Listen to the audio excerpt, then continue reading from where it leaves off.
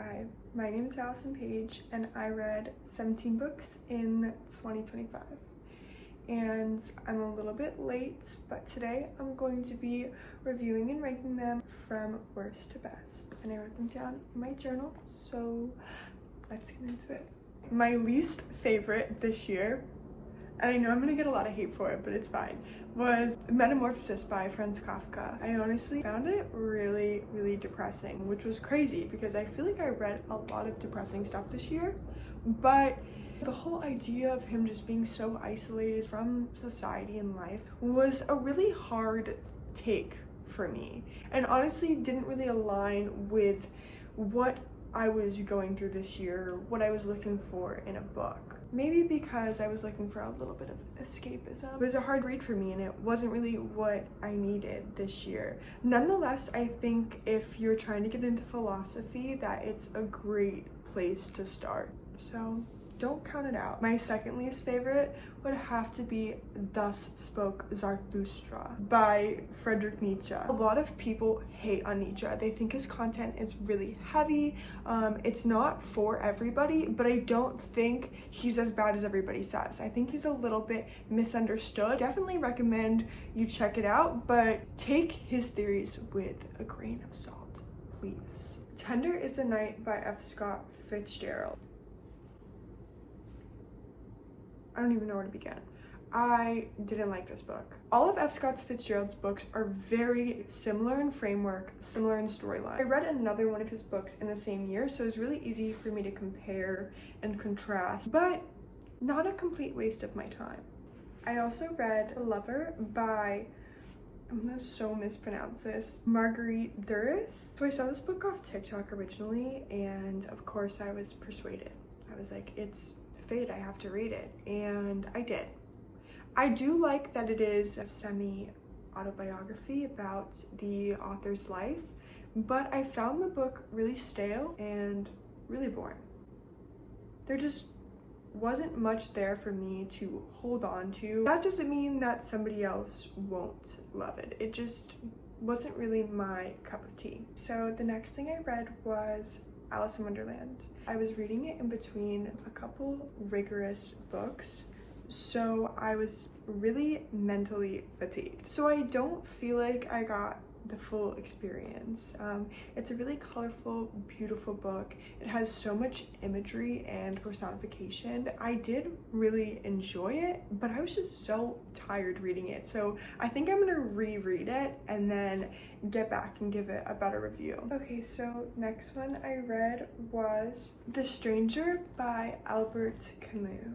It was really, really good. It was my favorite out of the 3 absurdist books that I read. I also read The Passion According to G.H. by Clarice Lispector. Now, this overall was my favorite philosophical book that I read in 2025. Clarice Lispector has such an amazing active voice.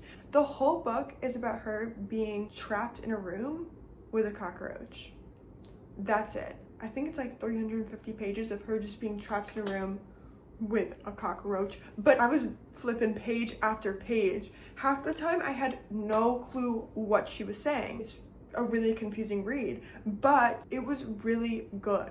By the end, everything just kind of pieced together for me, and I loved it. I don't even want to spoil it for anybody. I don't want to give away any of the amazing juicy details, but I recommend it. It was so good. To the Lighthouse by Virginia Woolf.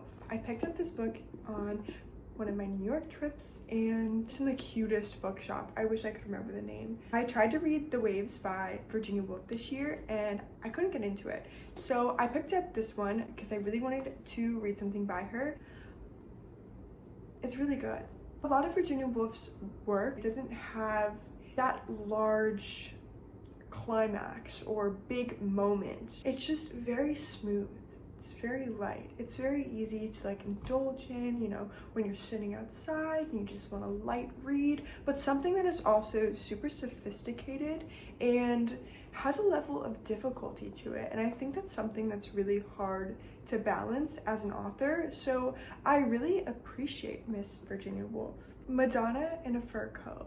This book was so good. I think I read through this book like in a day. The book will absolutely break you. My heart was throbbing after reading this book. I felt tears welling up in my eyes on the last page of this book. If you want something that evokes emotion in you and makes you feel alive, read this book. Now, the beginning was a little bit slow. I didn't know where it was going. I didn't know when it would start picking up. But once Madonna in a Fur Coat is introduced, I was encapsulated in the pages of this book. It's so good. Just read it. Trust me. Because I can't be the only one. Not the only one. So I told you I read another F. Scott Fitzgerald book. So I read This Side of Paradise by F. Scott Fitzgerald as well. Honestly, if you're gonna read any F. Scott Fitzgerald book, I recommend this one. This Side of Paradise was absolutely just amazing. I actually already made another video about it. Loved the storyline, the pages. It was like butter. His imagery was amazing. I felt, you know, when you get to the end of the book and you just feel relieved, like you take a big, just fresh gasp of air and you're like, wow, that was really good. I just felt like I was, you know, ready to get up and start my day after that book. I wasn't depressed like I was after reading Franz Kafka. So if you want just a really great sit-down book that you can get into, I would recommend This Side of Paradise by F. Scott Fitzgerald. Very inspiring. Les Fleurs du Mal by Charles Baudelaire. I just totally went in with that. Okay, let's see, because I'm literally just gonna mispronounce everything. I think it's also called The Flowers of Evil. I think that's the English translation. This is one of my favorite poetry books. I always enjoy when authors can frame such opposite concepts, but in such a beautiful way. I've read a lot of French classic novels, since a lot of books in France, you know, cause a stir in society in a really interesting way, and that was definitely one of them. It also was one of the first books that framed modern poetry today. Also, the cover is absolutely gorgeous. I left it somewhere, so I don't have the book, but it's so good. Just read it. So one of my favorite books this year was To a God Unknown by John Steinbeck. I need to even pause for a minute, because when I say this book, like, I get chills. I get absolute chills. So it's not a book that I would say it's Christian. A lot of John Steinbeck's books are based on Christian topics. I personally felt that it was a book that connected me directly to my faith and what I believed in. So I feel like anybody could get that out of it. It's not a book that I usually would pick up. I didn't even really know that much about John Steinbeck. I don't even know how I saw the book in the first place. It was something that you just read once in a lifetime, and it just changes your outlook on everything. Okay, so my favorite book of 2025 was Wuthering Heights by Emily Bront. I absolutely adored this book. This book was insanely good. Now, I wouldn't say it's super vigorous. It's not super difficult. A lot of people may say differently, but I feel like it's a difficult read because it has like a psychological breakdown. I don't want to ruin anything, but it can be a little bit more challenging to get through for some people, but I love that. It just kept me reading. Just that level of intensity, but it's so good. It's so good. I mean, that's definitely why they've made so many movies about it, and it's always referenced, I feel like. It's definitely categorized as a gothic classic fiction book, so if you're into that, I would definitely pick this up. You will not regret it. It will keep you hooked. It will keep you reading. Every single page of this was interesting. I am somebody who gets bored. I have brain rot from TikTok like we all do, but this kept me going. One thing Emily Bront does very well as an author, and I wish she could have wrote more, was that she just creates these extremely dynamic, well thought out characters that I just feel like you can't recreate and you can't replace. So I think this is a book that will always be one of my number ones. I would read this book over and over again. I would read this book like it could be my only book out of 2026.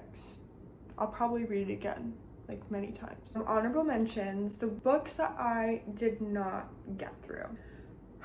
This is hard. So I read Phantom of the Opera. I did not complete it though. Probably got to the last 50 pages and stopped reading it. Also read The Waves by Virginia Woolf.